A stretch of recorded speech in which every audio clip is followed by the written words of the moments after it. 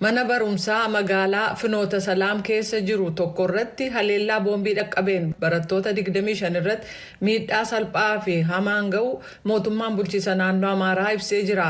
Bakka bu'aa hojii gaggeessaa hospitaala Finoota Salaam ta'uu isaanii sagalee Ameerikaatti kan himan obbo Almaa Dastaa akka jedhanitti kamisa kaleessaa mooraa mana barnootaa keessatti haleellaan boombii kanneen irratti raawwatame mooraa sana keessatti wal'aansa yaalaa taasifamuufii ibsan. Haleellaa kana laalchisee mootummaan bulchiisa naannoo Amaaraa ibsa barreeffamaan baaseen daree keessatti barattoota qormaata fudhataa turan irratti boombiin harkaa darbatame barattoota 25 irratti miidhaan dhaqqabuu ibsee jira. Haleellaa kanaafis itti gaafatamaan finxaaleeyyii jechuun kan waaman garee faannootii jedhee jira.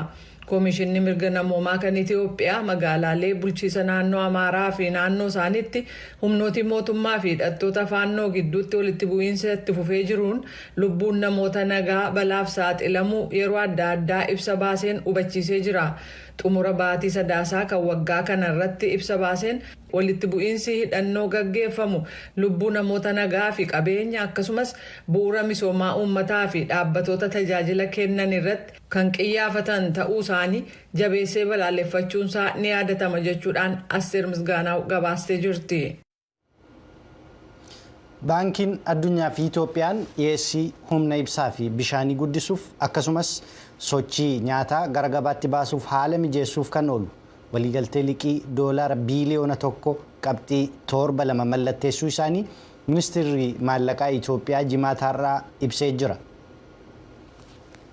Baankiin Addunyaa caasaa humna ibsaa Itoophiyaa keessaa babal'isuu akkasumas maddisiisuu annisaa haaromuu danda'u guddisuudhaaf doolaara miliyoona 500 fi miliyoona 23 kan ramadu ta'uu ibsi ministeerii maallaqaa baase ni mul'isa.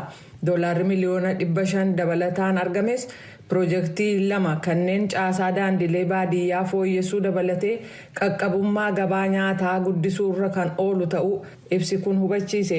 Hanqinni sharafa maallaqaa biyya alaa kan mudate Itoophiyaan dhibee weerara COVID-19 lola waggaa 2 naannoo Tigraay keessatti gaggeeffamee turee fi caama akkasumas lolaa bishaanii fi weerara hawaannisaan kutaalee biyyattii mudatee ture.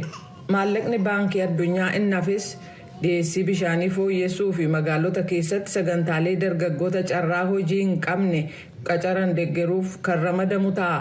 Akkaataa idilee liqii baankii addunyaatti dhala gadaanaa yookaan hanga zeeroo yookaan duwwaa jechuun danda'amu kan qabu yoo ta'u yeroon kaffaltiisaas waggaa 30 hanga 40 ta'a. Barattoonni yuunivarsiitii Maqalee sababa wal waraansaan barnoonni isaanii addaan citeeru silaa bara kana eebbifamuu kan qaban ammas bara kana eebbifamuu hin dandeessan jedhamuu isaanii hordofee hiriira mormii ba'anii jiru. Poolisiinis hiriira isaanii sana bittinneesseera. Bal'inni isaa kunooti. Sababa wal waraansaa gaggeeffameen kan ka'e yerootti eebbifamuu qabanirra waggaa 2 duubatti kan hafan ta'uyyuu baranas kan hin eebbifamne ta'uu yuunivarsiitiin waan murteesseef barattoonni hiriira mormii kana gaggeessan.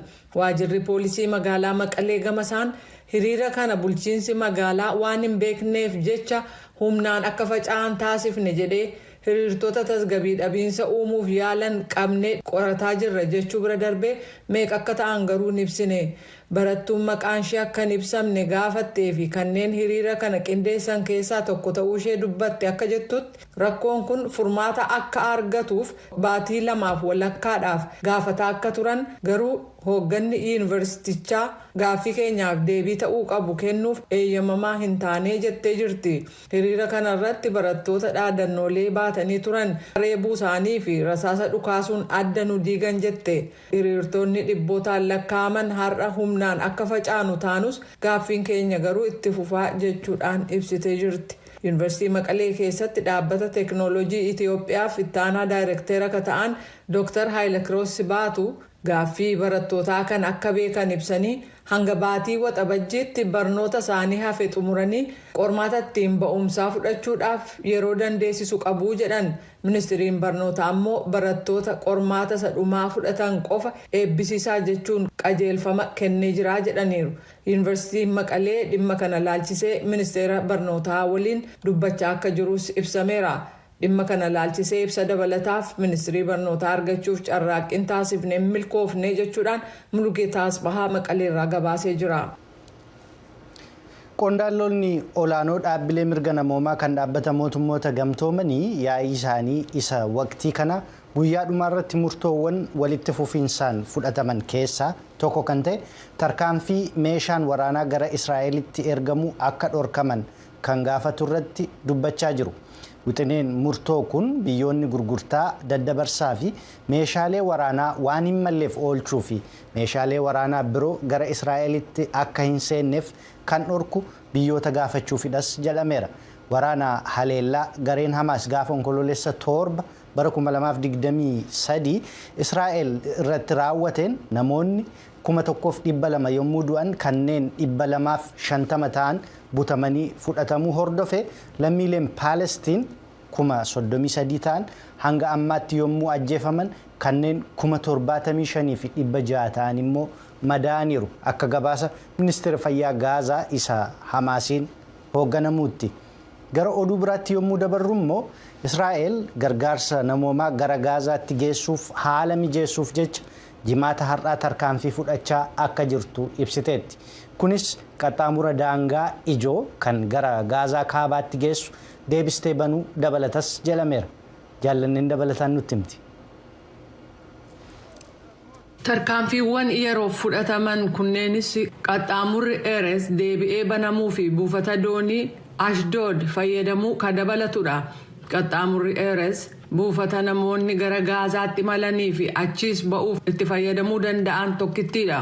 Gama biraatiin gargaarsi namoomaa Gaazaaf ergamu karaa buufata doonii Israa'el Ashdoodiin kan gaggeeffamu ta'a. Gargaarsi Joordaaniin ergamus karuma sanaan gaggeeffamaa jedhameera. Waajirri muummichi ministeeraa Israa'el ibsa baaseen gargaarsi dabale kun rakkoo gargaarsa namoomaa kan ittisu yoo ta'u itti fufiinsa lolaa mirkaneessuu fi kaayyoo waraanichaa galmaan ga'uuf barbaachisaadha jedheera. Ibsi kun baay'ina yookaan gosa gargaarsaa seenan bal'inaan hin ibsine. Israa'el jimaata har'aa kana kan beeksifte erga Netanyaahuuf pireezidaantiin Yuunaayitid Isteetsi Joo Baayiden gidduu haasaa gama bilbilaan gaggeeffamee fi muddamsa uumee ture sana booda. Baayiden kamisa kaleessaa muummicha ministeeraa Israa'el Benjamin Netanyaahutti akka himanitti deeggarsi Yuunaayitid Isteetsi waraana Israa'el Hamaas waliin taasiftu itti fufuunsaa akkaataa Israa'el tarkaanfiiwwan haaraa fudhattee lammiiwwan nagaa Faalisxiin Gaazaa keessa jiranii fi hojjetoota gargaarsa namoomaa nyaata isaaniif fiduuf yaalan itti eegduun kan murtaa'u ta'uu ibsaniiru.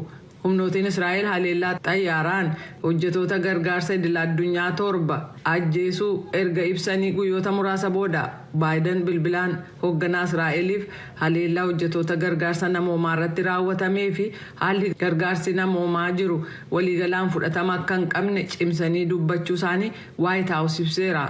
Walitti bu'iinsa baatilee 6 guutuuf jedhu kana keessatti lammiilee nagaaf eegumsa gochuuf tarkaanfii haaraan akka fudhatamu ka gaafatan Baayiden hatattamaan dhukaasa dhaabuun akka ta'us gaafataniiru. Ministiriin dhimma alaa Yuunaayitid Isteetsi Anthony Blinken Biraasels keessatti ibsatuuta oduuf kennaniin jijjiiramuu arguu qabnu yoo hin arginu ta'e imaammata keenya irratti jijjiirraan ni jiraata jedhaniiru. Bara 2016tti Doonaald Tiraampiin filatani. Waggaa 4 booda garuu Joo Baayidaniin. Garuu yeroo lamaan iyyuu bu'aa sagalee walitti dhiyoo ta'eenidha. Kanaafuu Wisconsin filannoo kana keessatti gara lamaanuu deemuu danda'a. Filattoonni walqixa qoodaman jechuun ni danda'ama yommuu filattoonni yaada uummataan ilaalaman. Warra Riippaabilikaanotaaf kun seenaa qabeessa. Filattoota gurraachota ta'an Dimookiraatotarraa adda kutuuf yaaluu isaaniif. Orlaandoo Owens kaawuntii Miilwookii keessatti nama Afrikaa Ameerikaa isa jalqabaa dura taa'aa warra Riippaabilikaanii ta'edha.